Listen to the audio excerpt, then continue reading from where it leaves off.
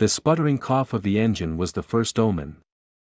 One moment, the rented SUV, a lumbering beast they'd nicknamed the Wanderer, was gamely chewing up the miles on Hollow Creek Road. The next, it was coasting, a sickening silence replacing the drone of its tired motor. Inside, the sudden quiet amplified the usual cacophony of a road trip hours past its prime. Ethan, ever the pragmatist, was already leaning forward from the passenger seat, squinting at the dashboard. "Fuel's fine, Silas. What do you think? Alternator?" Silas, their driver, a man whose age was as indeterminate as the lines etched around his eyes, offered a noncommittal grunt.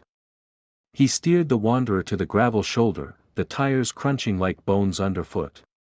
The headlights cut a swathe through a darkness so profound it seemed to swallow the beams a mere 50 feet ahead. Beyond that, nothing. Just the suggestion of dense, unervingly still trees. "Could be anything, Ethan," Silas finally said, his voice a low rumble that did little to dispel the sudden chill in the vehicle. He switched off the now useless ignition. The silence that rushed in was absolute, broken only by the frantic chirp of crickets that sounded far too close for comfort. From the back, Ben piped up, his voice cracking slightly despite his attempt at bravado. "Well, this is just super. Middle of nowhere, USA population, us and Bigfoot." He was trying for a laugh, but it came out as more of a nervous squeak. Maya, next to him, didn't even bother to look up from her phone, though the no-service icon had been glaring at her for the past 20 minutes. "Oh, shut up, Ben. Your brilliant sense of humor isn't helping anyone find a signal." Her tone was sharp, honed by hours of Ben's increasingly desperate attempts to be the life of a party that was rapidly dying. She jabbed a finger at her screen. "Still nothing. We're officially off-grid." "Fantastic." Olivia, squeezed between Maya and the window, remained quiet, her gaze fixed on the impenetrable wall of trees that lined Hollow Creek Road. She'd felt it for the last hour, a subtle pressure against her temples, a prickling on her skin, like the air itself was charged with something ancient and unseen. An empathetic soul, Olivia often felt the moods of places and people more acutely than others, and this road felt wrong. Deeply wrong. The silence here wasn't peaceful, it was watchful. Waiting.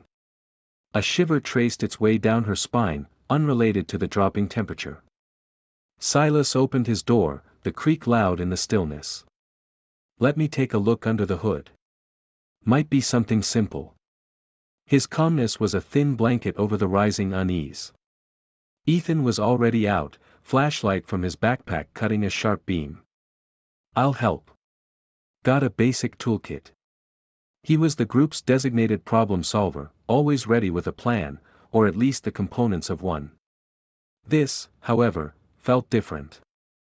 Bigger than a flat tire or a missed turn. Ben and Maya reluctantly unbuckled and clambered out, stretching stiff limbs. The air was surprisingly cold, carrying the damp, loamy scent of deep woods and something else, something metallic and faintly unsettling that Olivia couldn't quite place. "Seriously, though," Ben said, his voice now a nervous whisper as he surveyed the oppressive darkness, "anyone else getting major horror movie vibes? Like, this is where the creepy local with a chainsaw offers us shelter." He hugged himself, rubbing his arms. Maya rolled her eyes, but even her usual acerbic wit was blunted by the atmosphere. "Just try not to wet yourself, Ben." "Ethan, see anything?" Under the hood, Ethan and Silas were a study in focused frustration. The flashlight beam danced over the engine's guts. Wires were checked, connections jiggled. Silas, despite his earlier calm, let out a frustrated sigh. "Don't see anything obvious. She's just dead." He wiped grease from his hands onto an old rag. "Tried to turn her over again, Ethan." Ethan slid into the driver's seat, turned the key. Nothing. Not even a click. Just a profound, mechanical silence that echoed the larger silence of the night. The dashboard lights, which had flickered bravely for a moment, gave up the ghost entirely. "Nothing," Ethan confirmed, stepping back out. Battery's gone too, it seems. Or something drained it completely. He ran a hand through his hair, a gesture of growing concern. No lights, no engine, no phone signal. We're properly stranded. The finality of his words hung in the air. Stranded. Hollow Creek Road, as far as they knew, wasn't a major thoroughfare. They hadn't seen another car for over an hour. The woods on either side were dense, black, and uninviting. The sense of isolation was a physical weight. Olivia finally spoke, her voice small. I don't like this place, Ethan. It feels heavy. Maya, for once, didn't mock. She just nodded slowly, her gaze sweeping the tree line. Yeah, well, like isn't really an option right now, is it? What's the plan? Hike. In that? She gestured vaguely at the inky blackness. Ben, surprisingly, was the one to break the ensuing tense silence. His earlier attempts at humor had evaporated, replaced by a very real, very palpable fear. Hey, Silas, he began, his voice barely above a whisper, his eyes darting nervously towards the dark woods. You know any stories? Ghost stories, maybe? To, pass the time. Keep our minds off this. He gestured around them at the oppressive, eerie night. Anything to fill the silence that seemed to press in on them from all sides. Silas looked from Ben's pale face to the anxious expressions of the others, then up at the starless, impenetrable sky. A faint, almost imperceptible smile touched the corners of his lips, a smile that didn't quite reach his eyes. A story, you say? He mused, his voice a low rumble that seemed to vibrate with the very essence of the encroaching darkness. Perhaps an old tale might keep the worst of the night's whispers at bay. This one comes from my own grandfather, Jedediah, from a time when hunger walked the land like a phantom, and the line between the living and the dead was thinner. As the chill of the night and their predicament began to truly settle in, Silas, his face partially obscured by shadows, finally broke the tense silence. A story, you say? He mused, his voice a low rumble that seemed to vibrate with the very essence of the encroaching darkness. Perhaps an old tale might keep the worst of the night's whispers at bay. This one comes from my own grandfather, Jedediah, from a time when hunger walked the land like a phantom, and the line between the living and the dead was thinner. The group huddled closer, drawn by the promise of distraction, however grim. Even Maya lowered her phone, the useless no-service icon of forgotten grievance. The darkness around them seemed to deepen, the woods pressing in, as Silas transported them to another time, another world of suffering. My grandfather, Jedediah, Silas began, his voice taking on a distant, almost hypnotic quality, was a young man then, though the times had aged him beyond his years. It was the Dust Bowl era, compounded by a blight that swept through what little survived. The land was cracked, barren. The sky, a perpetual haze of grit and despair. They called it the Great Hunger, though such a grand name felt like a mockery to those living, and dying, through it. People forgot what a full belly felt like. They forgot what hope tasted like. Death was a constant companion, a silent guest at every empty table. He paused, letting the weight of his words sink in. Olivia shivered, pulling her jacket tighter, though the cold she felt was more than just the night air. Jedediah lived in a small, forgotten settlement by a dried-up riverbed, places that dot the plains like old scars. Most had fled, or starved, or succumbed to the dust fever. But Jedediah, he was a survivor. Stubborn. He'd learned the old ways of trapping, of finding sustenance where others saw only desolation. His particular skill, if you could call it that, was catching frogs and small turtles from the muddy, algae-choked pools that were all that remained of the once mighty Blackwood Creek. Meager fare, but it was often the difference between a gnawing ache in the belly and the slow fade into nothingness. Ethan pictured it, a young man, gaunt and weathered, his eyes holding a premature oldness, navigating a landscape bleached of color and life. It was a stark contrast to their own privileged, if currently inconvenient, reality. Each night, Silas continued, Jedediah would venture out with his makeshift lantern, a flickering wick in a jar of rendered animal fat, and his net. The darkness then, like now, was absolute. The silence, heavy. But it was a different kind of silence. Not just empty, but listening. The land itself felt like it was holding its breath, waiting for the next soul to give up. He'd spend hours, sometimes, wading through the muck, his ears tuned to the faintest croak, the slightest rustle. More often than not, he came back with barely enough to keep himself going, let alone his widowed mother, whose cough grew worse with each passing week. One night, the moon was a sliver, offering no comfort, no light. The air was thick, stagnant. Jedediah was further down the creek bed than usual, a place the old folks said was unsettled. He'd caught 2 small frogs, their legs kicking feebly in his sack. A poor night. His stomach twisted with a familiar ache. He was about to turn back, defeat heavy on his shoulders, when he saw her. Silas's voice dropped, drawing them in. Ben leaned forward, his fear momentarily forgotten, replaced by a primal curiosity. She was standing by a skeletal willow tree, its branches like arthritic fingers grasping at the void. At first, he thought she was a trick of the light, a shadow cast by his sputtering lantern. But as he drew closer, his heart thumping like a trapped bird, he saw she was real. Or, as real as a whisper. She was a woman, or the outline of one. Tall, impossibly thin, her form seeming to waver at the edges, as if woven from moonlight and sorrow. Her clothes were rags, clinging to a frame that spoke of long, terrible starvation. Her face, when she turned it towards him, was a landscape of grief, eyes like hollow pits reflecting an unbearable sadness. Jedediah wasn't a man easily frightened, Silas said, a hint of pride in his tone. He'd seen too much real-world horror to be spooked by shadows. But this was different. There was a coldness emanating from her, a chill that had nothing to do with the night air and everything to do with the grave. Yet, she didn't threaten. She didn't moan or wail like the spirits in the campfire tales. She just looked at him. And then, in a voice that sounded like wind rustling through dry leaves, so faint he almost didn't hear it, she spoke. So hungry. Silas mimicked the whisper, and a genuine shiver ran through Maya. A morsel, please. Now, Jedediah, he was starving himself. Every bite he managed to find was precious, a tiny victory against the encroaching void. Those 2 frogs in his sack. They were his breakfast, his lunch, maybe his dinner too, if he stretched them. To give one away, even a part of one, was a significant sacrifice. His mind screamed at him, survival.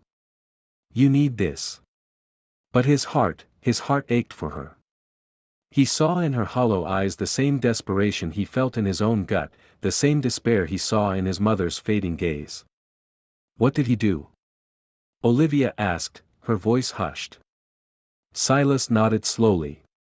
Compassion, child. It's a powerful thing, even in the face of annihilation. He looked at the spectral woman, her form so fragile it seemed a breath could disperse her. And he thought, what is one frog leg when set against such an eternity of hunger?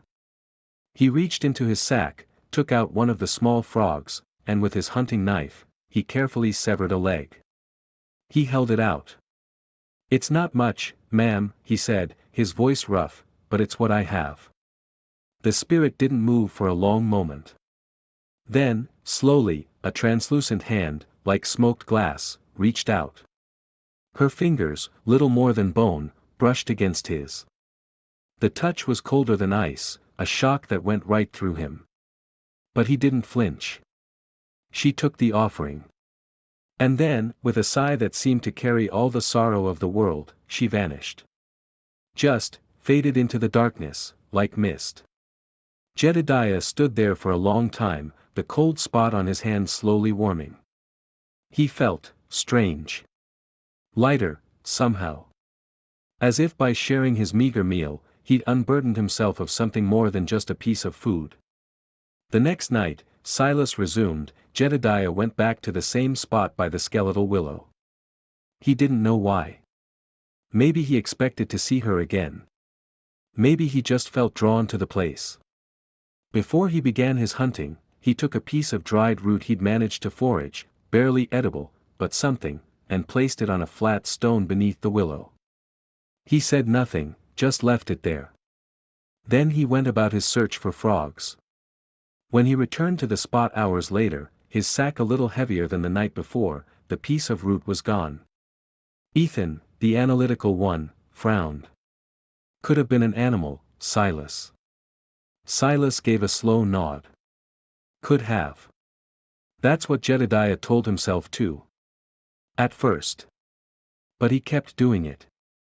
Every night he went out, he'd leave a small offering, a piece of tough mushroom, a few grubs, once, when he was lucky, the smallest of the 3 frogs he'd caught. Nothing much. Just a token. And every morning, or every time he passed by later, the offering would be gone. No tracks. No signs of disturbance. Just, gone. He never saw the spirit woman again in the flesh, so to speak. But he felt her. A presence.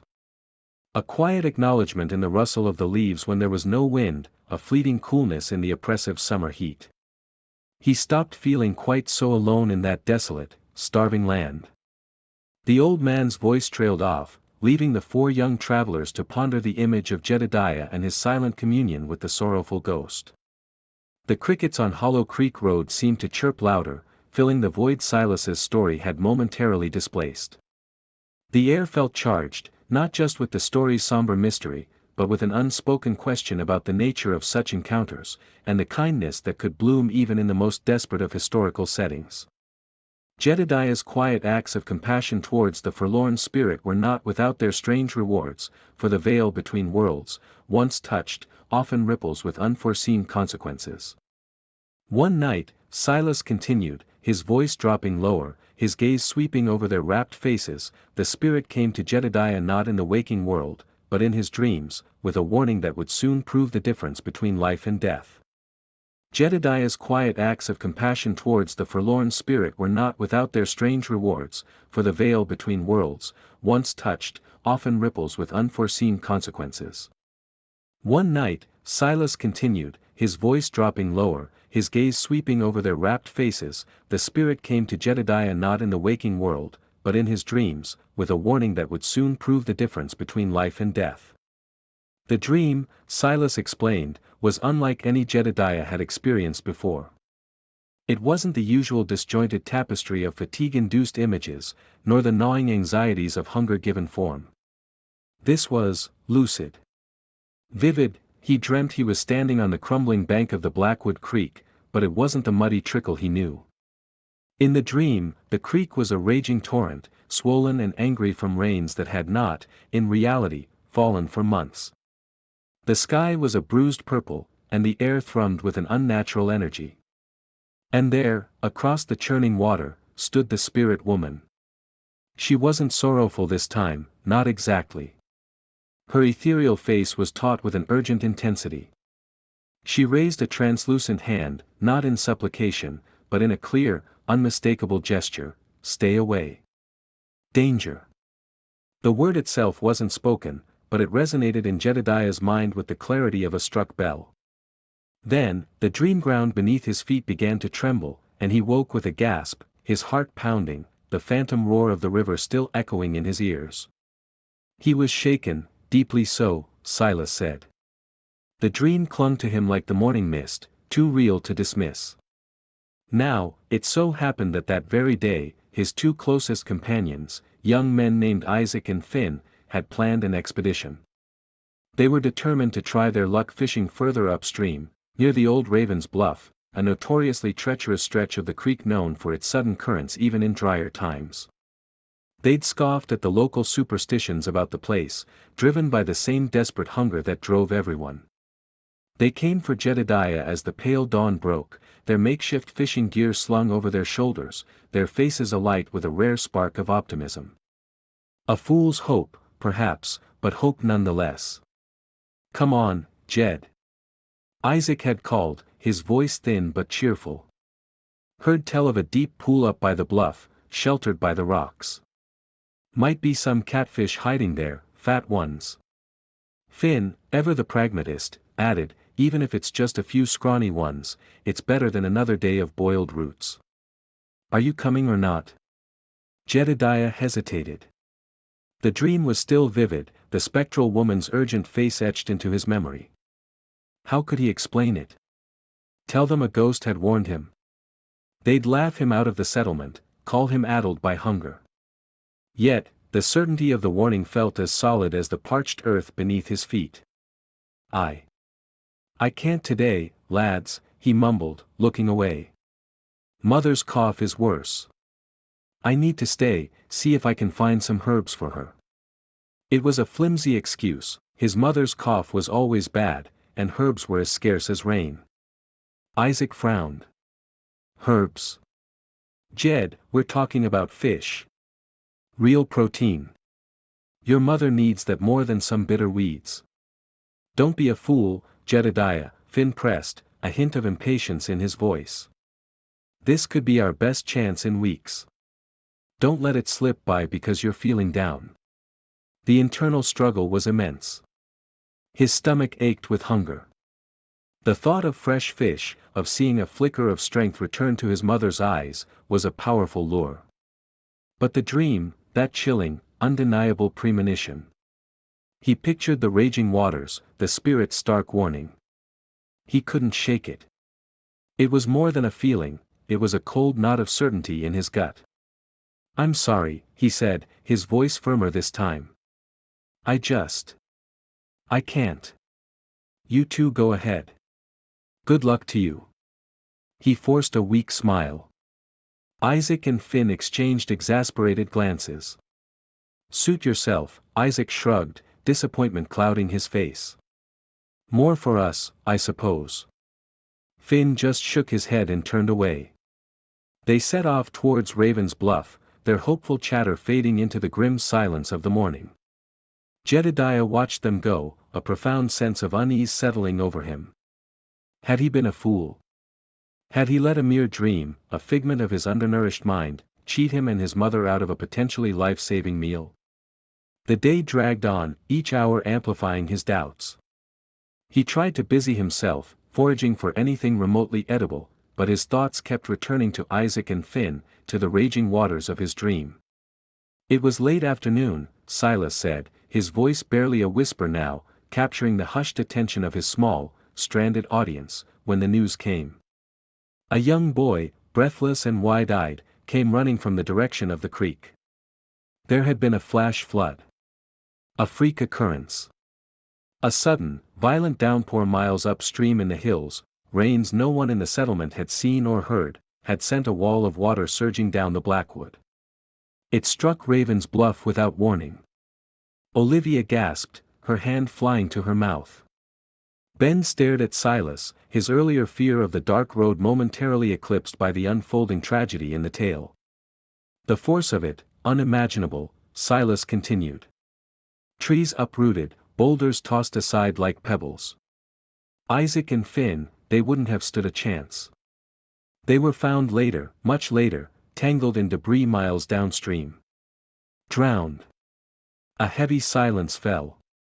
The crickets seemed to have stopped their chirping. Only the faint rustle of leaves in the unseen woods broke the stillness. Jedediah, Silas said, was devastated by the loss of his friends. The grief was a terrible weight.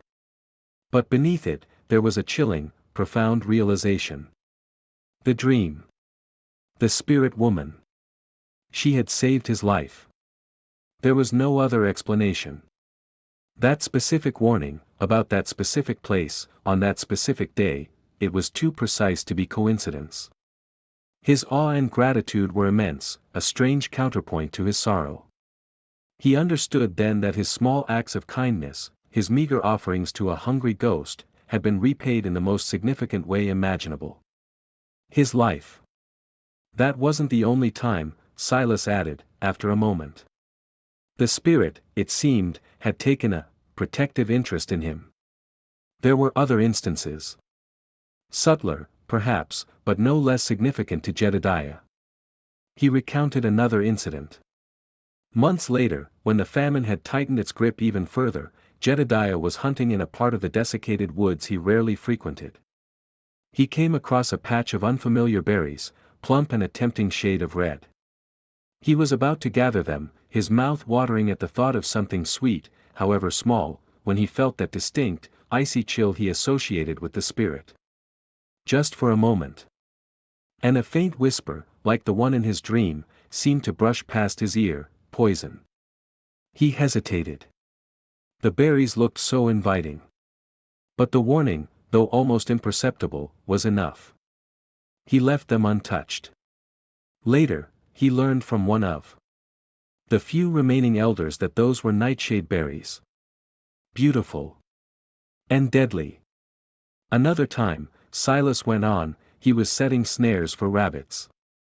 He'd found a promising spot, a narrow game trail. As he was about to drive a stake into the ground, he saw, out of the corner of his eye, a fleeting shimmer in the air beside him, like heat haze, but cold. And he felt a sudden, inexplicable urge to move his hand just a few inches to the left. He did so, without thinking. The stake slid into the earth. And then he saw it. Coiled beneath a clump of dried grass, exactly where his hand would have been, was a rattlesnake, its head already drawn back to strike. It had been so well camouflaged he'd never have seen it. Ethan, ever the rationalist, was about to speak, perhaps to offer alternative explanations, but he caught Olivia's wide, believing eyes and thought better of it. Maya was uncharacteristically quiet, her usual cynicism subdued. Silas finally brought his narrative to a close. Jedediah lived through the Great Hunger. He even helped his mother pull through, though she was never quite the same. He always believed it was due, in no small part, to the spectral woman by the Blackwood Creek, the hungry ghost to whom he'd shown a small measure of compassion. He never forgot her. And he always taught his children, and they taught theirs, that the world is filled with more than we can see, and that sometimes, the smallest act of kindness can echo in the most unexpected, and profound, ways. Not all spirits are bent on malice. Some are just, lost. And hungry. And perhaps, even grateful. The old man fell silent. The only sounds were the nervous breaths of his passengers and the ever-present, watchful quiet of Hollow Creek Road. The story, with its themes of unseen guardians and fateful choices, hung heavy in the air, doing little to dispel the immediate dread of their own situation. Hours crawled by, the darkness pressing in, until Olivia, peering despondently into the night, gasped, "Look! A light, over there." Could it be salvation, or something else entirely waiting in the dark? Silas finished his tale, and a profound silence enveloped the car, thicker than the night outside. The story, with its themes of unseen guardians and fateful choices, hung heavy in the air, doing little to dispel the immediate dread of their own situation. Hours crawled by, the darkness pressing in, a suffocating blanket woven with the threads of Silas's unsettling narrative and their own mounting desperation. The chill seeped deeper into their bones, mingling with a gnawing hunger and the sharp sting of fear. Their initial bravado, the easy camaraderie of the road trip, had long since evaporated, replaced by frayed nerves and the stark reality of their isolation on Hollow Creek Road.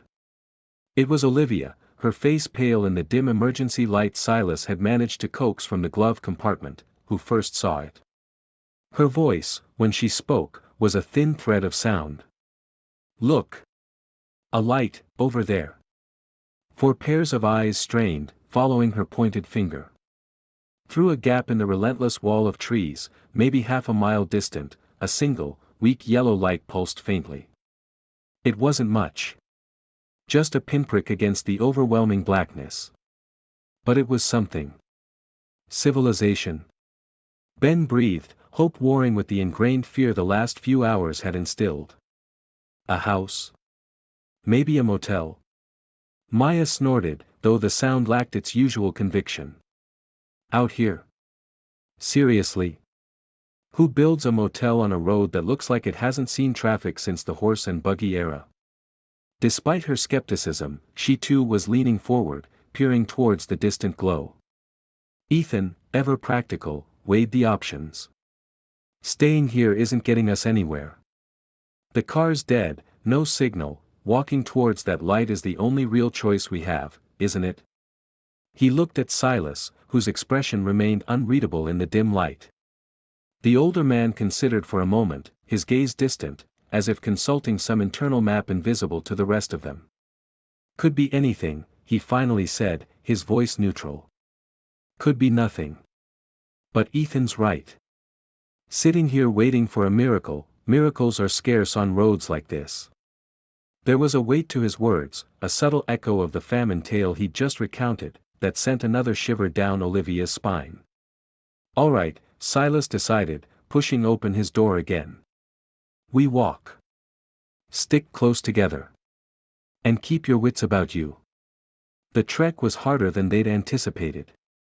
Leaving the relative, if dead, sanctuary of the SUV felt like stepping off a ledge into an abyss. The gravel shoulder quickly gave way to uneven ground littered with unseen roots and rocks.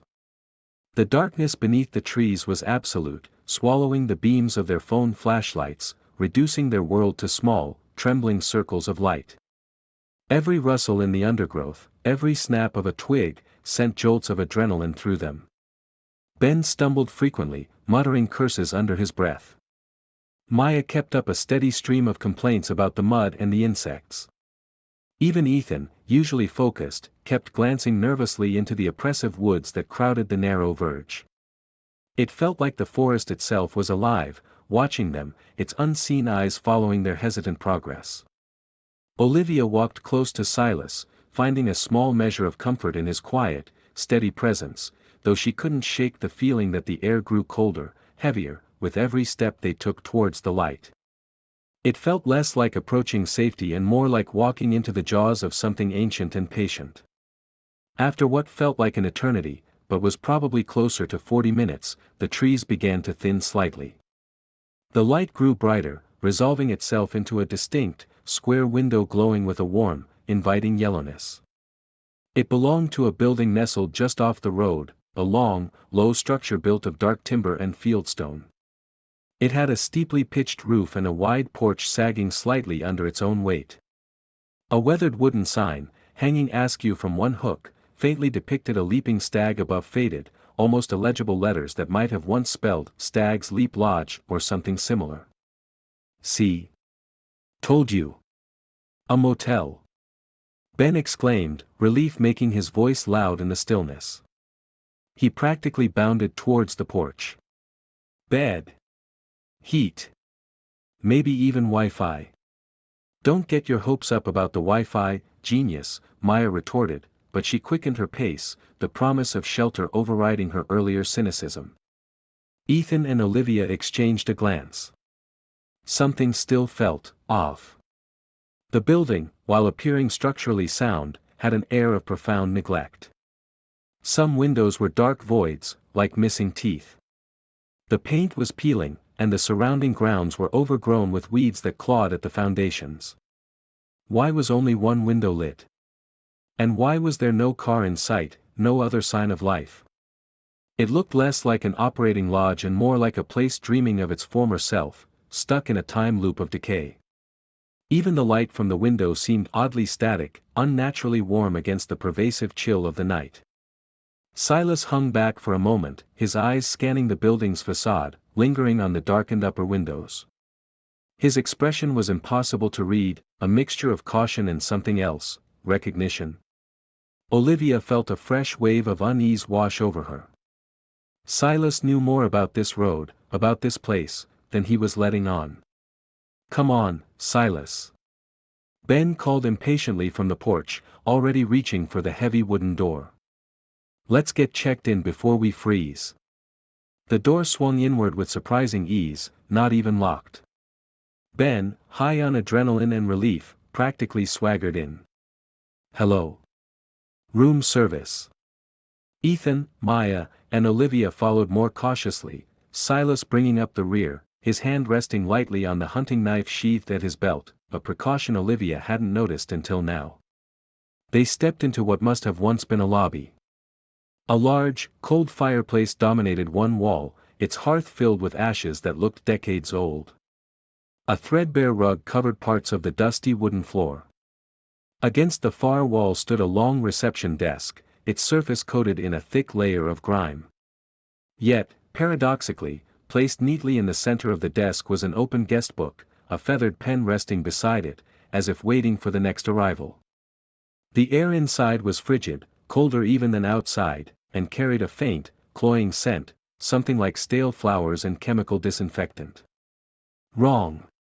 It all felt deeply, fundamentally wrong. "Hello?" Ethan called out, his voice louder this time, echoing strangely in the unnatural quiet. "Is anyone here?" No answer. Just the oppressive silence and the unsettling feeling of being watched. Ben, oblivious or perhaps choosing to ignore the warning signs, shrugged. "Guess the night manager stepped out. Weird place. Okay, dibs on the first shower." He started towards a hallway leading off the lobby. "Ben, wait!" Ethan hissed, grabbing his arm. "Don't you feel it? Something's not right here." "What's not right is sleeping in a dead car on Psycho Road," Ben shot back, pulling his arm free. "This place is a bit run down, so what? It's shelter." "I'm exhausted." Maya, surprisingly, sided with Ethan, her usual pragmatism giving way to a primal instinct. "He's right, Ben. This place, it gives me the creeps. Where is everyone? And that smell?" She wrinkled her nose. Olivia just hugged herself tighter, her eyes wide, scanning the shadowy corners of the room. The feeling of dread she'd had on the road had intensified tenfold. This wasn't just neglect, it was desolation. A deep, echoing emptiness that felt inhabited. Silas hadn't moved from the doorway, his gaze fixed on the guest book. He slowly walked towards it, his boots silent on the dusty floorboards. He didn't touch it, just stared down at the open page. It was blank. Spotlessly, unnaturally blank, despite the dust coating everything else. It was then that the single lit window they'd seen from the road, the window illuminating this very lobby, flickered violently. Once. Twice. And died. Plunging them into absolute, suffocating darkness. A collective gasp sucked the air from the room. For a heart-stopping second, there was only the sound of their own frantic breathing.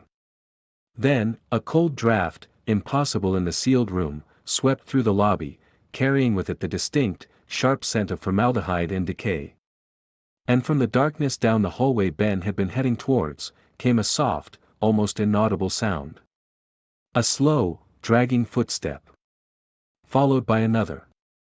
The haven had just revealed its true, terrifying face. The abrupt plunge into darkness was absolute, a physical blow that stole their breath and replaced it with frantic, ragged gasps. Maya screamed, a short, sharp sound quickly muffled. Ben yelped, stumbling backward into Ethan. Olivia choked back a cry, pressing herself against the dusty reception desk. Only Silas remained still near the entrance, a deeper shadow within the oppressive blackness. "Okay. Okay, nobody panic." Ethan's voice, though strained, cut through the initial wave of terror. He fumbled for his phone, the sudden flare of its flashlight beam blindingly bright, painting their terrified faces in stark relief. "Flashlights, everyone. Now." Other beams stabbed through the darkness, trembling in unsteady hands. The lobby, unsettling before, now looked like a stage set for a nightmare. Dust motes danced like malevolent sprites in the intersecting cones of light. The silence returned, heavy and expectant, broken only by the sound of Ben's panicked breathing. "What the hell was that?" Ben stammered, his voice high-pitched. "Power outage? Just randomly? In a place that looked like it hasn't had power since the 50s? Maybe," Maya snapped, her fear manifesting as sharp irritation. She swept her own light around the room, probing the corners. "Or maybe the welcome wagon just arrived." The door, Silas said quietly, his voice tight. Ethan swung his light towards the entrance. The heavy wooden door they had entered moments before was now shut tight. Bolted? No, it looked heavier. Thicker. As if the wood itself had swelled, sealing them in. Ethan rushed over, shoving against it. It didn't budge. Solid as rock. It won't open. It's jammed or something. Panic flared anew. Ben started pounding on the door. Hey! Anybody out there? Let us out. His cries echoed flatly in the dead air. Save your breath, Ben, Silas advised grimly. I don't think anyone's listening. And I don't think that door's opening from this side. It was then that the smell hit them again, stronger now, thicker. That cloying mix of stale, decaying flowers and harsh chemicals, formaldehyde. Olivia gagged, covering her nose and mouth. God, what is that stench? Ethan directed his light down the hallway Ben had almost ventured into earlier. It stretched away into deeper darkness, lined with closed doors on either side. Fuse box might be down there, he reasoned, trying to inject logic into a situation rapidly spiraling into irrational terror. Or maybe a generator room. We need light. We need to figure out where we are. Are you insane? Maya hissed. Go down there. After the lights go out and the door seals itself. No way. Staying here in the dark isn't an option either. Ethan retorted, though his own stomach churned with dread. We stick together. Silas, you take point. Silas nodded grimly, drawing the heavy hunting knife from its sheath. The blade gleamed dully in the flashlight beams. All right. Olivia, Maya, stay between us. Ben, behind me. Ethan, watch our backs. Lights forward, move slow, stay quiet. Their formation was clumsy, dictated by fear. Silas led the way, his knife held low, his flashlight beam sweeping methodically. The air grew colder as they moved down the corridor, the formaldehyde smell intensifying. The floorboards creaked under their weight, each sound magnified in the suffocating silence. Doors lined the hallway, some slightly ajar, revealing glimpses of decaying furniture shrouded in white cloths, like waiting corpses. Ethan kept his light trained behind them, half expecting something to emerge from the lobby's shadows. He could hear Ben's teeth chattering, Maya's sharp, shallow breaths. Olivia walked with her eyes squeezed shut, clinging to Maya's arm. They passed room after decaying room, what might have been guest rooms in some long-forgotten past, now mausoleums of dust and neglect. Then, the corridor opened into a wider area. This room was different. Colder. Tiled floor, stained and cracked. Stainless steel tables gleamed coldly under their lights. Strange instruments lay scattered, coated in rust and something darker. And along one wall, dear God, along one wall were rows of refrigerated cabinets, like giant metal coffins, some slightly ajar, revealing empty, shadowed interiors. The realization crashed down on them with the force of a physical blow. Oh my God, Olivia whispered, her voice trembling. This isn't a motel. It's a morgue, Ethan finished, the word tasting like bile in his mouth. An abandoned morgue. Their desperate hope for shelter had led them straight into a house of the dead. As if summoned by the spoken truth, the atmosphere shifted instantly. The cold intensified, biting deep. A low, guttural moan echoed from somewhere down the hall, a sound of profound agony that vibrated in their bones. A cabinet door at the far end of the room slammed shut with a deafening bang, making them all jump and cry out. Eleonora. The name whispered through the room, seeming to come from everywhere and nowhere at once. A woman's voice, filled with ancient sorrow and a chilling, nascent rage. Panic erupted. Pure, unadulterated terror. Maya shrieked, stumbling backward. Ben whimpered, trying to hide behind Silas. Olivia was openly sobbing now, paralyzed by fear. Get it together. Ethan yelled, forcing himself to remain rational, though his own heart hammered against his ribs. Silas. Which way? Before Silas could answer, another wave of phenomena washed over them. Objects began to move. A rusted tray slid off a steel table, clattering loudly on the tiled floor. One of the heavy cabinet doors creaked open slowly, revealing only darkness within, yet emanating a palpable wave of frigid air and despair. Whispers slithered around them, indistinct words filled with malice and pain. Get out. Stay forever. Mine. And then they saw her. Not clearly, not at first. A flicker in the corner of their vision. A distortion in the air at the end of the hall. A shape coalescing from the shadows, tall, thin, clad in something that might have once been white, her long dark hair obscuring her face. Eleonora. The ghost. She didn't rush them. She lingered, letting the terror build, feeding on it. Her presence was a physical weight, crushing the air from their lungs. The cold was intense now, their breath pluming in the flashlight beams. Back. Back towards the lobby. Silas ordered, shoving Ben ahead of him. But as they scrambled backward, the hallway behind them seemed to change. Distort. The lobby door looked impossibly far away, the corridor stretching like taffy. Illusions? Or was the very fabric of the building warping around them?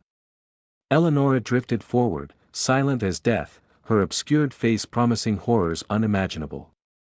Ben, stumbling in his panic, tripped over the discarded tray. He fell heavily, his flashlight skittering across the floor, casting wild, dancing shadows. Ben!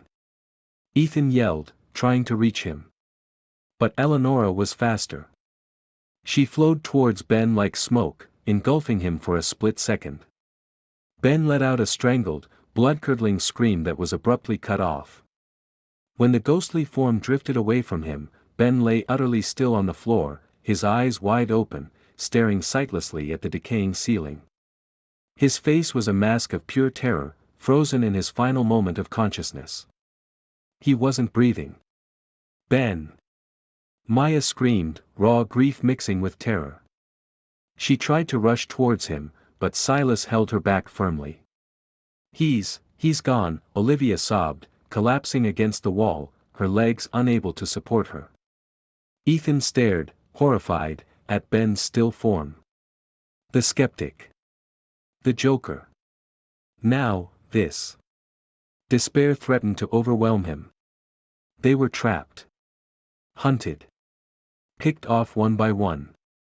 Suddenly, a tremendous boom reverberated through the building, shaking the very foundations. It sounded like a massive door slamming shut, deeper within the structure, followed by the unmistakable, echoing clang of heavy bolts sliding into place. Ethan instinctively swung his light back towards the lobby. The main entrance door, the one they couldn't open earlier, now looked different. It seemed sealed. Not just closed, but fused into the frame, the wood dark and warped, as if ancient roots had grown through it, binding it shut forever.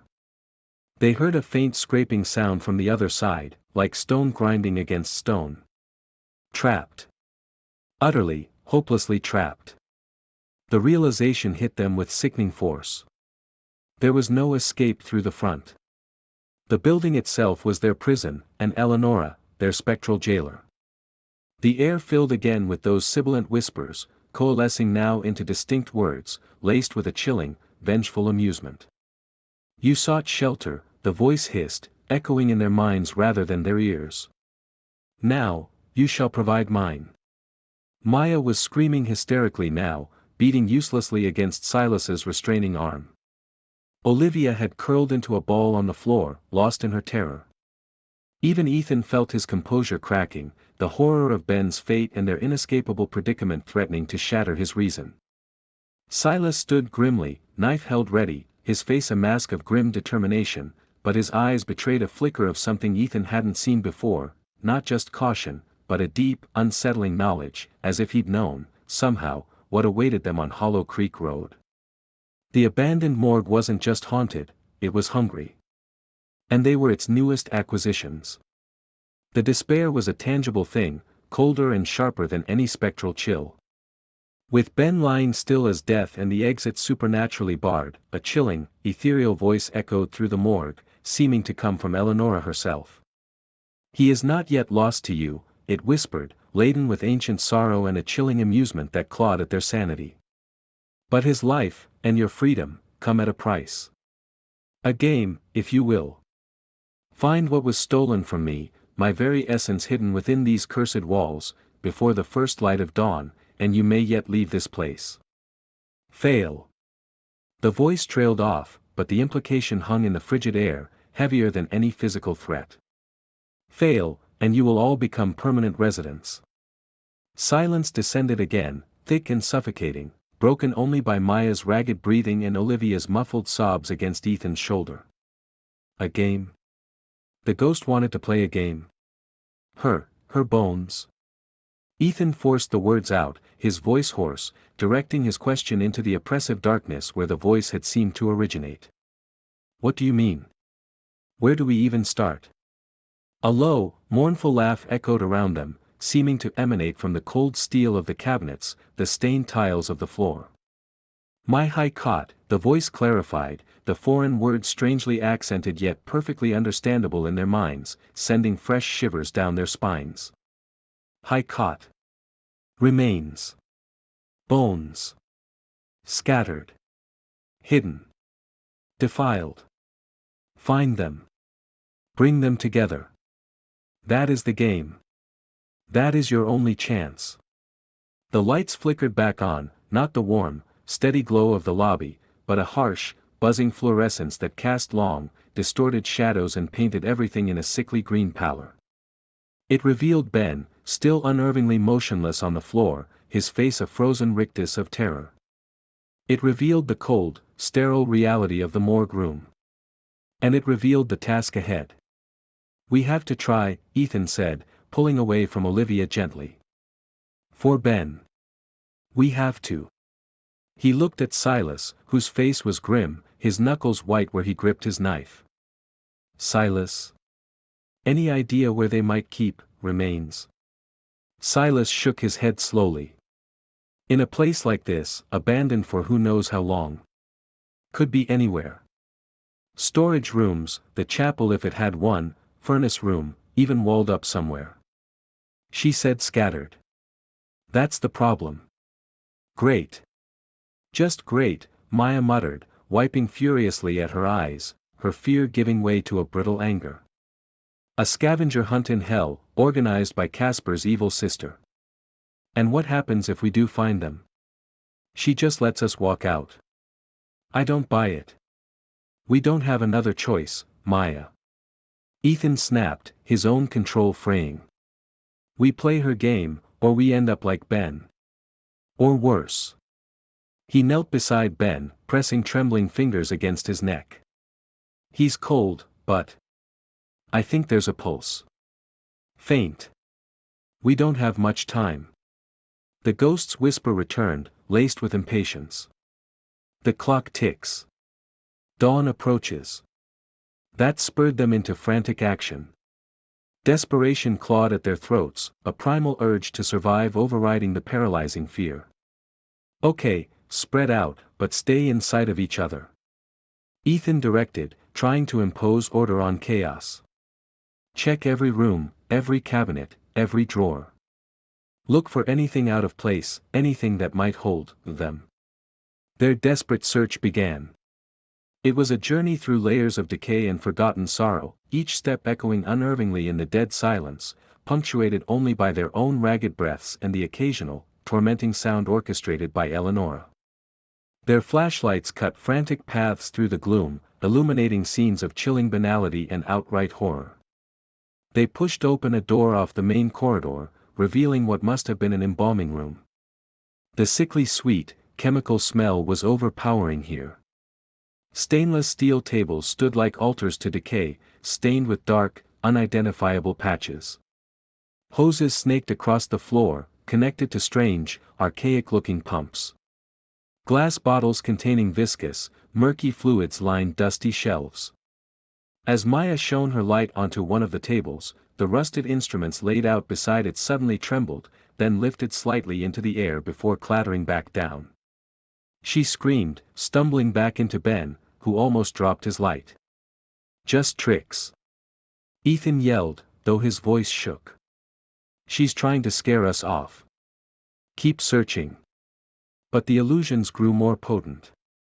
The dark stains on the floor seemed to glisten, momentarily appearing as fresh, wet blood under their frantic beams. A fleeting image flashed before Olivia's eyes, a pale face on the steel table, eyes wide with terror, a figure looming over it, gone as quickly as it appeared, leaving her gasping and nauseous. Whispers seemed to emanate from the drains in the floor, promising cold comforts and eternal rest. They fled the room, hearts pounding, the scent of formaldehyde clinging to them. Further down, another door led to the crematorium. A huge, brick furnace dominated the room, its heavy iron door slightly ajar, revealing a dark, soot-stained interior. The air here was stiflingly hot, despite the morgue's overall chill, and carried the acrid smell of old smoke. As they cautiously entered, the temperature spiked dramatically. Illusory waves of heat shimmered before the furnace mouth, and for a terrifying instant, they saw flickering orange flames within, accompanied by a blood-curdling shriek that echoed off the brick walls before abruptly cutting off.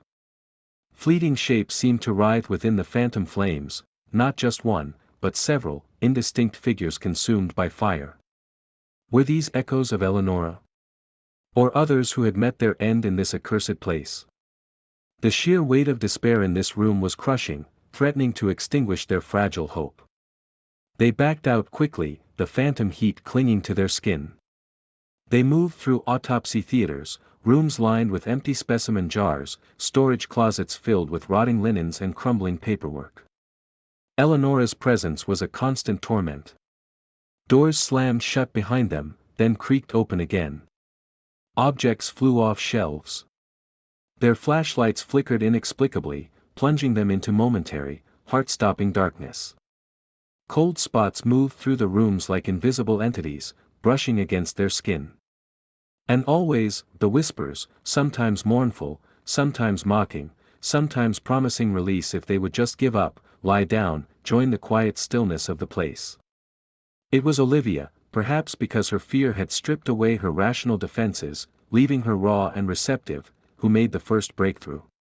In a small, cluttered office off one of the main halls, perhaps belonging to a long-dead administrator, her light fell upon a tarnished silver locket lying half-hidden beneath a pile of moldering ledgers. Driven by an impulse she didn't understand, she reached out and picked it up. The moment her fingers closed around the cool metal, a jolt, like static electricity but far colder, shot up her arm. The morgue office faded, replaced by a vivid, horrifying vision. She saw Eleonora, younger, vibrant, her face alight with anger and betrayal, arguing fiercely with a man whose features were sharp, handsome, but marred by a cruel twist to his lips.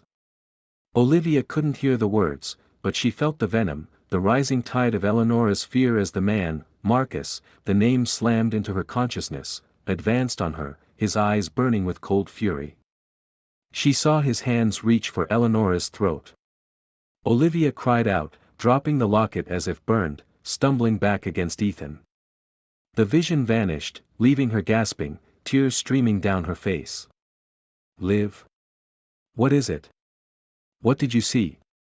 Ethan asked urgently, steadying her. "Her. Eleonora." Olivia sobbed, struggling for breath. She didn't kill herself. He hurt her. The man. Marcus." Before they could fully process this, Maya let out a sharp cry from across the room. "Ethan! Look at this!" Her flashlight beam illuminated a section of wall where the plaster had crumbled away, revealing something tucked inside the cavity, a small, leather-bound book, warped and stained by time and damp. Ethan carefully worked it free. It was a diary. Eleonora's diary. Most pages were fused together, illegible, destroyed by moisture. But a few, near the middle, were partially preserved. With trembling fingers, Ethan smoothed one open. The handwriting was elegant, feminine, but bore signs of increasing agitation in the later entries. They scanned the fragmented sentences, piecing together a narrative of love curdling into fear, of unsettling possessiveness, of arguments escalating. Marcus frightens me sometimes. His eyes go cold. Said I could never leave him. That he wouldn't let me. Saw him near the furnace today. He looked wrong. He knows father disapproves. Says it doesn't matter. Says nothing matters but us. Tried to break it off. He just laughed. A terrible sound. He said we'd be together forever, one way or another. The final legible entry was stark, chilling. He's waiting for me. By the upper balcony. Says he needs to talk. I'm afraid. So afraid. Murder. Not suicide. Not a tragic accident. Cold-blooded murder, born of possessiveness and rage. Committed by Marcus. The fragments didn't explicitly state he'd pushed her, but the implication, combined with Olivia's vision, was undeniable. So the story Silas heard, about her jumping. Ethan murmured, the pieces clicking into place with horrifying clarity. It was a lie. Fabricated by him? By Marcus? To cover his tracks, Silas finished grimly, his face hard as granite. He had seen the diary pages over Ethan's shoulder. And this place, it held his secret all these years. A wave of cold fury washed through the room, emanating not from the ghost this time, but from the very walls, as if the building itself acknowledged the uncovered truth. Eleonora's whispers intensified, swirling around them, no longer just mournful or mocking, but filled with a raw, incandescent rage. Liar. Murderer. Trapped. They hadn't found her bones. Not yet. But they had found something perhaps more crucial, her story. The truth of her violent end. Yet, the clock was ticking relentlessly towards dawn. Ben lay suspended between life and death, and Eleonora's game, they now realized, was far more complex and weighted than a simple scavenger hunt. They were pieces in a much older, much darker puzzle. The scattered clues and horrifying visions pointed to a truth far more terrible than a simple haunting. Following a desperate hunch born from the diary's mention of Marcus near the furnace and Olivia's lingering sense of cold despair strongest in the lower levels, Ethan and Silas exchanged a look. There had to be more. If her true story lies anywhere, Silas muttered, his flashlight beam sweeping towards a dark, unexplored stairwell leading down, presumably to a basement or cellar, it's deeper within this wretched place. The scattered clues and horrifying visions pointed to a truth far more terrible than a simple haunting. Following a desperate hunch born from the diary's mention of Marcus near the furnace and Olivia's lingering sense of cold despair strongest in the lower levels, Ethan and Silas exchanged a look. There had to be more. If her true story lies anywhere, Silas muttered, his flashlight beam sweeping towards a dark, unexplored stairwell leading down, presumably to a basement or cellar, it's deeper within this wretched place. The air grew instantly colder, damper, as they descended the narrow, crumbling concrete steps. Maya and Olivia huddled together behind them, casting fearful glances back up the stairs, while Ethan kept his light trained on the oppressive darkness below. The scent of decay intensified, mingling with the sharp tang of mildew and something else, something metallic, like old blood, and the faint, disturbing aroma of scorched earth. The stairwell opened into a low-ceilinged cellar, surprisingly large but choked with discarded equipment, rusted gurneys piled haphazardly, and stacks of disintegrating cardboard boxes. It was a dumping ground, forgotten detritus from the morgue's operational days. Their flashlight beams cut through the thick, stagnant air, revealing cobwebs thick as shrouds hanging from the ceiling joists. Spread out, Ethan whispered, his voice tight. Carefully. We're looking for anything. A box, a hidden compartment, loose floorboards. What exactly were they searching for? A collection of bones? An urn? The vagueness of Eleonora's demand made the task feel even more impossible. They began the grim search, moving slowly through the clutter. Every shadow seemed to writhe, every drip of moisture from the ceiling sounded like a footstep. The oppressive silence down here was different from upstairs, it felt ancient, heavy with secrets best left undisturbed. Maya kicked aside a rusted bucket, revealing nothing but dirt. Olivia carefully shifted a stack of boxes, her hands trembling, finding only more decay beneath. Silas, however, moved with a strange purpose, his gaze scanning not the clutter, but the walls, the floor. He ran his hand along the rough stone foundation, his expression thoughtful, almost distant. It was near the furnace's base, a hulking brick monstrosity that dominated one end of the cellar, that he stopped. "Ethan," he called softly. Ethan swung his light over. Silas was pointing to a section of the stone floor, partially obscured by rubble. "These stones, they're different. Newer." Ethan knelt beside him. Silas was right. While most of the cellar floor was rough, uneven flagstone, this small rectangular section was fitted with smoother, more precisely cut stones. It looked like a patch. A covering. Working together, using Silas's knife and a discarded pipe Ethan found, they managed to pry one of the covering stones loose. The air that wafted up from the opening beneath was indescribably foul, a stench of profound decay, far worse than anything they'd encountered yet. Olivia gagged again, turning away. Even Maya looked green. Beneath the stones was not earth, but a dark cavity. A hidden compartment. Ethan shone his light inside. And gasped. It wasn't just one set of remains. The compartment was a shallow pit, maybe 4 feet square, and it contained several bundles wrapped in rotting canvas. But one stood out. Resting atop the others, placed almost reverently, was a small wooden box, intricately carved but covered in dust. And beside it, something else glinted in the flashlight beam, another leather-bound book, smaller than the diary, its cover stamped with strange, occult symbols. "Her remains?"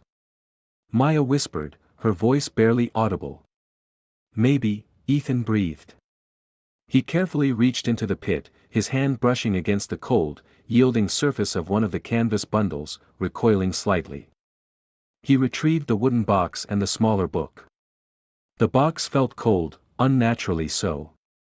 It wasn't locked. Ethan hesitated, then slowly lifted the lid.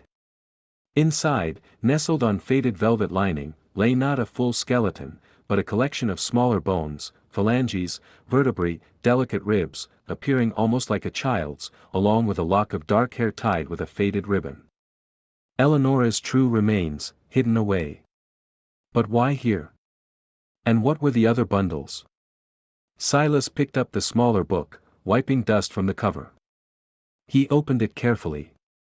The pages were filled with cramped, spidery handwriting, Marcus's, Ethan guessed, and interspersed with more of the disturbing occult symbols.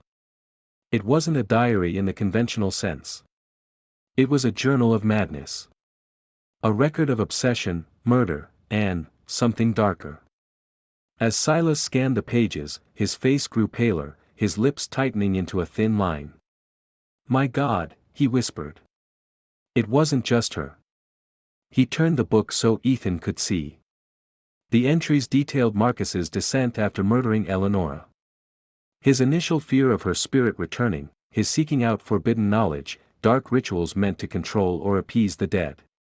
Then came the chilling entries detailing his subsequent crimes, luring victims back to the abandoned morgue, his horrific acts, his perverse justifications. The other bundles in the pit, they were his other victims. This cellar wasn't just Eleonora's hidden grave, it was Marcus's secret dumping ground, his trophy room. But there was more. Towards the end of the journal, Marcus described the ritual he performed on Eleonora's collected remains, the high caught in the wooden box. Fearing her vengeful spirit above all others, he had employed a dark, binding spell. He didn't want to destroy her spirit, Silas explained, his voice low and horrified, deciphering the cramped text. He wanted to bind it. Twist it. Feed its rage but keep it trapped here, unable to find peace, unable to directly harm him. He performed a ritual, inverted symbols, meant to contain and corrupt. He pointed to a crudely drawn diagram that matched symbols faintly visible, etched or painted onto the inside of the wooden box containing the bones. This spell, it fuels her anger, her pain, but prevents her soul from finding release or focusing her vengeance properly. It's why she's trapped here, lashing out at anyone who enters. He turned her into his own personal, tormented watchdog. The full horror of the situation washed over them. Eleonora wasn't just a vengeful ghost, she was a victim twice over, murdered, then magically desecrated and bound to her place of suffering, her rage amplified but impotent against her actual tormentor. Marcus, the handsome lover from the diary, was a monster, a serial killer who had used dark magic to imprison his first victim's soul. Had he gotten away with it? Was he still out there? The journal entries seemed to stop abruptly years ago, offering no clue. So, finding the bones isn't enough, Ethan realized, looking at the small wooden box with newfound dread. This spell, it's still active. If we just bring these upstairs, she might still destroy us. Or worse, maybe freeing her fully unleashes something uncontrollable. And the game? Maya asked, her voice trembling. Was it ever about letting us go? Or just using us to find this cursed box for her? It was a chilling thought. Eleonora, bound and tormented, might see them merely as tools to achieve her own ends, whatever those might be, peace, or perhaps, finally, vengeance against Marcus or his memory. A low moan echoed from upstairs, followed by a faint gasp. Ben. He was still alive, but for how long? Olivia looked towards the stairs, then back at the box, her eyes filled with conflict. We have to do something. We can't just leave her like this. Or leave Ben. The dilemma hung heavy in the foul cellar air. They had found the high cot. But what now? Try to break the spell described in Marcus's profane journal, risking unknown magical consequences. Simply present the box to Eleonora and hope for mercy, despite knowing she was bound by corrupting magic. And what about the other victims hidden in this cellar? Time was slipping away. Through a grimy basement window, Ethan could see the faintest, grayest hint of pre-dawn light beginning to stain the eastern sky. Hours had passed. Dawn was approaching. Fast. With the true, horrifying extent of Eleonora's suffering and Marcus's evil laid bare, and the first hint of gray streaking the eastern sky, Ethan knew they had only moments to act. The bones lay before them in the small wooden box, a vessel of pain and twisted magic. Their decision now would not only determine their fate and Ben's, but also the eternal fate of the tormented, spellbound spirit of Eleonora. What followed was a desperate gamble against time, darkness, and the very nature of vengeance itself. With the true, horrifying extent of Eleonora's suffering and Marcus's evil laid bare, and the first hint of gray streaking the eastern sky, Ethan knew they had only moments to act. The bones lay before them in the small wooden box, a vessel of pain and twisted magic. Their decision now would not only determine their fate and Ben's, but also the eternal fate of the tormented, spellbound spirit of Eleonora. What followed was a desperate gamble against time, darkness, and the very nature of vengeance itself. We can't just leave them here, Olivia whispered, her gaze fixed on the box, tears still tracing paths through the grime on her cheeks. Not after knowing. And we can't just hand them over to her while that thing Marcus did is still twisting her. Ethan looked at Silas, whose face was etched with a deep conflict. Silas? That journal, the spell, did it say how to undo it? Silas shook his head grimly. It detailed the binding, the inversion of symbols meant to protect the living by corrupting the dead's rest. Sickening stuff. But reversing it? Marcus wasn't interested in release, only control. There's nothing clear. He hesitated, then added, there are old ways, cleansing rituals, but complex. Needing things we don't have, and time we definitely don't have. He glanced towards the grimy cellar window, where the gray light was undeniably strengthening. Dawn wasn't just approaching, it was practically clawing at the door. Then what? Maya demanded, her voice shrill with panic. We wait for sunrise and hope she vanishes. What about Ben? No, Ethan said, his mind racing. He looked at the box, then at Marcus's journal of horrors Silas still held. An idea, desperate and fraught with peril, began to form. Maybe we don't need to break the spell ourselves. Maybe she does. Or maybe just knowing the truth, maybe that changes things. He remembered the surge of rage they'd felt when they uncovered the diary. She reacted when we learned about Marcus.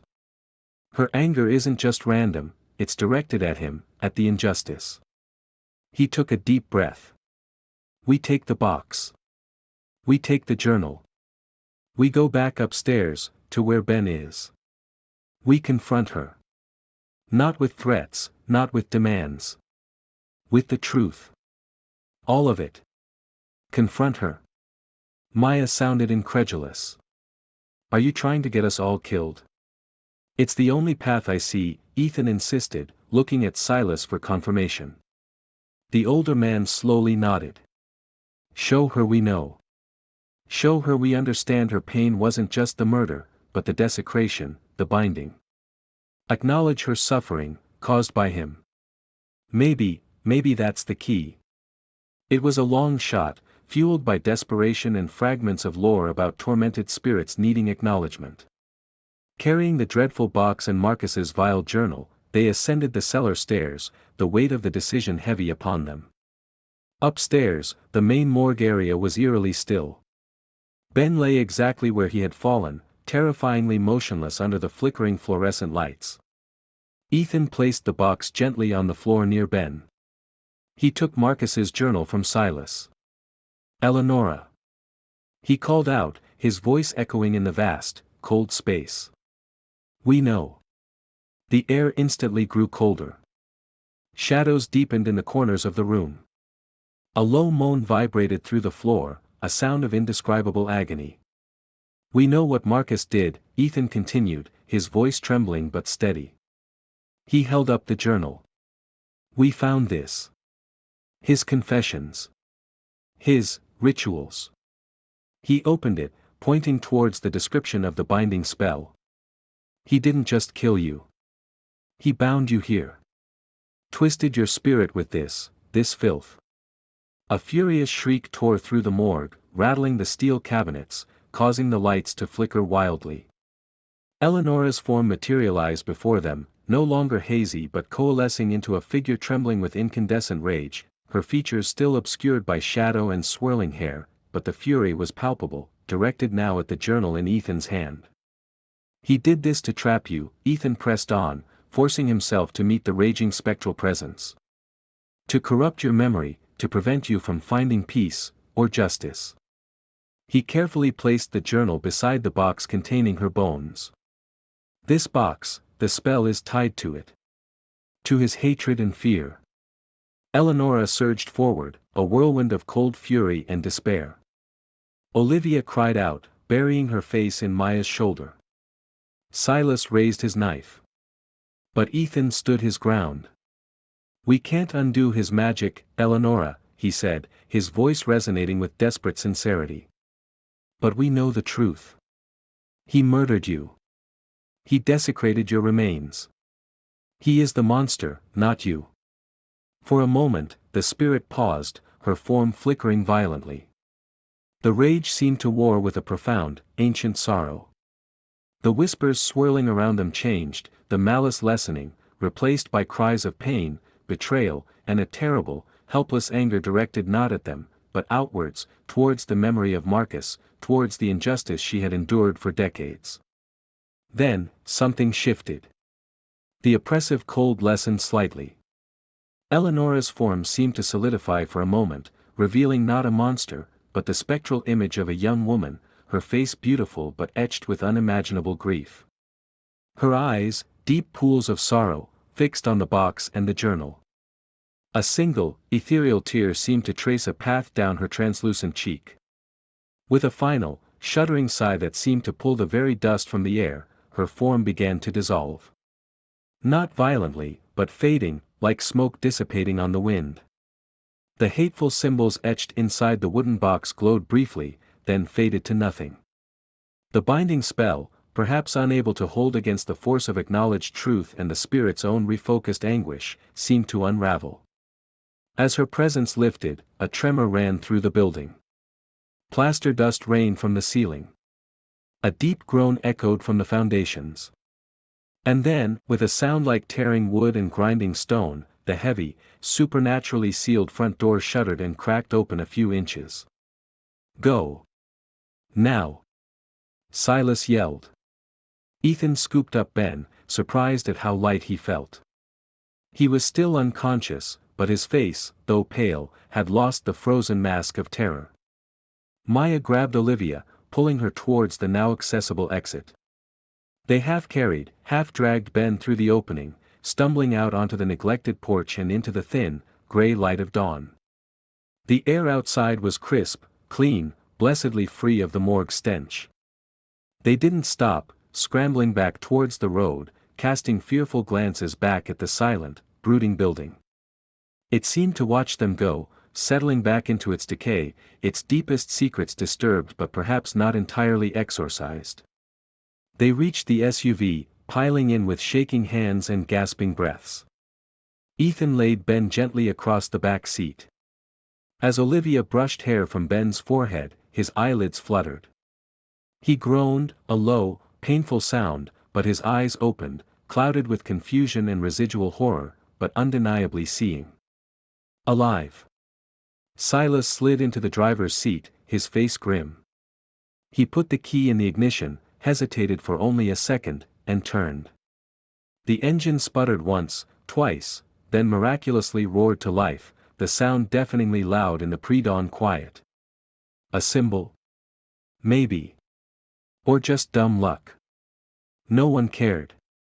Silas didn't waste a second, throwing the SUV into gear, tires spitting gravel as they pulled away from the abandoned morgue, leaving Hollow Creek Road and its horrors behind them. The drive was conducted in near silence, punctuated only by Olivia's soft weeping and Ben's occasional low moan as consciousness fully returned, bringing with it the terrible weight of memory. Ethan stared out the window, the passing trees blurred shapes in the growing light. He thought of Eleonora, murdered, bound, tormented. He thought of Marcus, of the casual cruelty documented in his journal, a human evil far more chilling than any spectral rage. Maya sat rigidly, staring straight ahead, her usual defenses shattered, replaced by a stony silence. Olivia kept glancing back, as if expecting to see a pursuing figure, a lingering sorrow in her eyes for the spirit they'd left behind. Ben, huddled under a blanket Ethan had found, just shivered, his eyes wide with a haunted understanding that had forever extinguished his skepticism. They had survived. They had faced the darkness, both supernatural and human, and emerged, scarred but whole. The bonds between them, forged in the crucible of shared terror and desperation, felt different now, deeper, quieter, tinged with the knowledge of what lurked just beneath the surface of the world. Silas drove steadily, his eyes on the road ahead, but his expression held a weariness that spoke of old knowledge, of burdens carried, and perhaps, of roads like this one encountered before. As the sun finally broke over the horizon, painting the sky in bruised shades of purple and orange, they left Hollow Creek Road behind. But the memory of the morgue, of Eleonora's grief, of Marcus's depravity, and the chilling realization of how thin the veil between worlds truly is, would travel with them, silent passengers on the road ahead. Some places hold on to their pain. And sometimes, if you listen closely on a dark road, you can still hear the whispers from a starving land, or the echoes from a house where the dead don't sleep. You just have to be unfortunate enough to break down at the right time, or the wrong one.